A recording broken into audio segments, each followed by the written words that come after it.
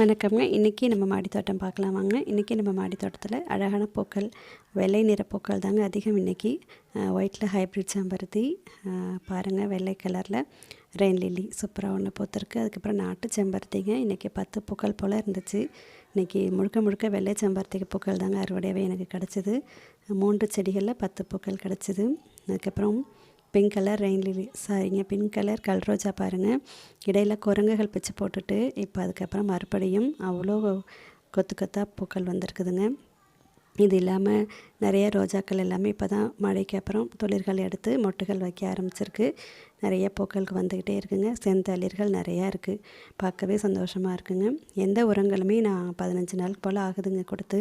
ஏன்னா மழை பொழிவு மாறி மாறி மழையும் பனியும் இருந்துக்கிட்டே இருக்கிறதுனால உரங்கள் எதுவுமே கொடுக்கல. அப்பப்போ தொட்டி காயும்போது தண்ணீர் மட்டும் கொடுக்குறேன். மல்லிகா சிஸ்டர் கொடுத்து நிறைய கட்டிங்ஸ் கொடுத்தாங்க. அதில் சைனீஸ் வயலட்டில் மட்டும் துளிர்கள் வந்திருக்குங்க.